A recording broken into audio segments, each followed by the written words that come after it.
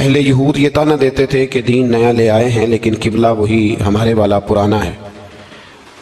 تو نبی کریم علیہ السلام نے مدینہ منورہ میں بھی 16-17 مہینے بیت المقدس کی طرف منہ کر کے نماز ادا فرمائی۔ ایک دن ظہر کی نماز حضور پڑھا رہے تھے تو دل میں خیال آیا کہ اللہ کبھی قبلہ تبدیل ہو جائے۔ 2 رکعتیں حضور نے بیت المقدس کی جانب منہ کر کے نماز پڑھی، اور حضور نے جیسے ہی اپنی توجہ آسمان کی طرف فرمائی تو رب کریم نے فرمایا، محبوب ہم آپ کا بار بار آسمان کی طرف دیکھنا ملاحظہ کر رہے ہیں، آپ جدھر منہ کریں گے ہم ادھر ہی قبلہ بنا دیں گے۔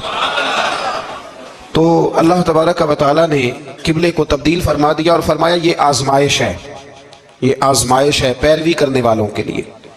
بہت سارے لوگ ایسے ہوں گے جو الٹے پاؤں پھر جائیں گے کہ کل قبلہ اور تھا اور آج قبلہ اور ہے، لیکن بہت سارے ایسے ہیں، بلکہ سارے ہی ایسے ہیں انہوں نے سوال ہی کوئی نہیں کیا۔ ان کی توجہات کا قبلہ میرے نبی کریم علیہ السلام کی ذات ہے، کوئی سوال نہیں کیا۔ حضور کے پیچھے صحابہ نے نمازیں ادا کی۔ پھر انہی 2 رکوع کے اندر اللہ تبارک و تعالیٰ نے اس بات کی بھی وضاحت فرمائی کہ اب مسلمان جہاں کہیں سے بھی آئیں وہ اپنا رخ مسجد الحرام کی طرف کر لیں، بیت اللہ شریف کی طرف کر لیں اور اسی طرف منہ کر کے وہ نماز پڑھیں۔ اور انہی ابتدائی 2 رکوع جو ہیں ان کے اندر اللہ تعالیٰ نے یہ بھی بیان فرمایا کہ مسلمان درمیانی امت ہے، امت وسط ہے، اس کا ہر کام افراط و تفرید سے پاک ہے، یہ ہر کام میں معتدل ہے۔ اور اسی کے اندر اللہ نے یہ بھی بیان فرمایا کہ قیامت میں باقی جو ساری امتیں ہوں گی وہ سرے سے مکر ہی جائیں گی کہ ہمیں تو کسی نے تبلیغ کی نہیں، وہ اپنے انبیاء کرام علیہ السلام کا تبلیغ کرنا بھول ہی جائیں گے، وہ مکر جائیں گے۔ تو رب کریم پھر نبی کریم علیہ السلام کی امت کو ارشاد فرمائے گا کہ کیا تم گواہی دیتے ہو کہ نبیوں نے تبلیغ کی؟ تو اللہ تبارک و تعالیٰ اس امت کے علماء کی، صلحاء کی، صوفیاء کی، اولیاء کی گواہی پرانے انبیاء کرام کے حق میں قبول فرمائے گا۔ یہ قرآن مجید پڑھ رہا ہوں، اس امت کے اولیاء، صوفیاء، علماء، راسخون فی العلم، یہ لوگ اٹھ کے گواہی دیں گے کہ ہاں اے اللہ، انبیاء کرام نے تبلیغ کی تھی اور تیری دعوت کو انہوں نے لوگوں تک پہنچایا تھا۔ تو اس وقت باقی ساری قومیں یہ بھی اعتراض کریں گے کہ اللہ یہ تو بعد میں آئے تھے، انہیں کیسے پتا چلا کہ ہمارے انبیاء نے تبلیغ کی ہے؟ تو رب فرمائے گا ہاں بھی بتاؤ تمہیں کیسے پتا چلا؟ تو امت بول کے کہے گی ہمیں مدینے والے محبوب نے بتایا ہے، ہمیں نبی کریم نے بتایا ہے، شہداء علی الناس۔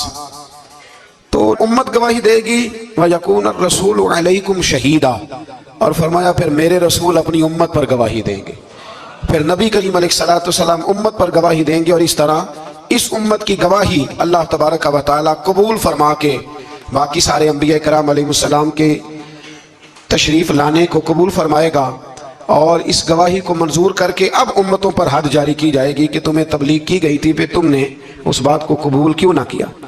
پھر جب ہم بڑھتے ہیں نا دوسرے سے تیسرے رکوع کی جانب، تو اس میں اللہ تبارک و تعالیٰ نے دوسرے رکوع سے پہلے ایک بڑا خوبصورت فرمان جو بڑا زبان زد خاص و عام ہے، ارشاد فرمایا فَاذْكُرُونِي أَذْكُرْكُمْ، تم مجھے یاد کرو میں تمہیں یاد کروں گا، وَاشْكُرُوا لِي وَلَا تَكْفُرُونَ، اور میرا شکریہ ادا کرو ناشکری نہ کرو۔ وہ پیر مہر علی شاہ صاحب، کتھے مہر علی، کتھے مہر علی، کتھے وہ پیر صاحب پاک پتن شریف تشریف لے گئے تو وہاں نعرہ لگ رہا تھا حق فرید یا فرید۔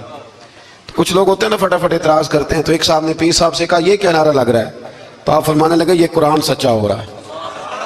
کہا کیا مطلب؟ فرمایا اللہ کا وعدہ ہے تم میرا ذکر کرو میں تمہارے چرچے کرا دوں گا۔ تو فرمایا فرید الدین نے ساری زندگی رب رب کیا ہے، اب ان کے جانے کے بعد اللہ فرید فرید کروا رہا ہے۔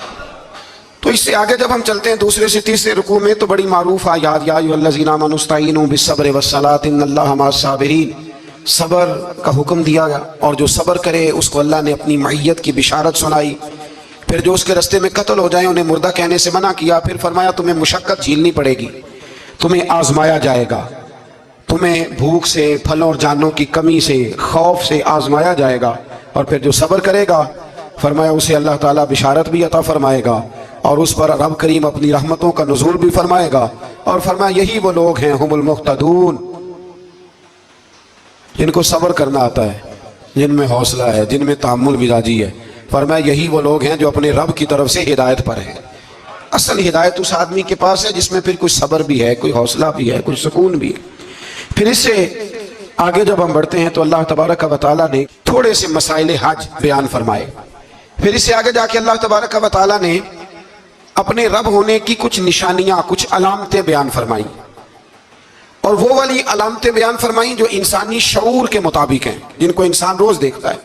فرمایا زمین آسمان کے پیدا کرنے میں اور رات اور دن کے اختلاف ہونے میں، کہ جب رات ہوتی ہے تو دن نہیں ہوتا، اور جب دن ہوتا ہے تو پھر رات نہیں ہوتی۔ اور فرمایا یہ جو منو ٹنو وزن لے کے دریا اور کشتی سمندر میں چلتی ہے، فرمایا اس میں، اور جب ہم آسمان سے پانی برسا کر زمین سے پھل اگاتے ہیں، تو یہ ساری چیزیں دیکھ کے سمجھ جاؤ یہ خود نہیں بنی، انہیں کوئی بنانے والا ہے، انہیں کوئی بنانے والا ہے۔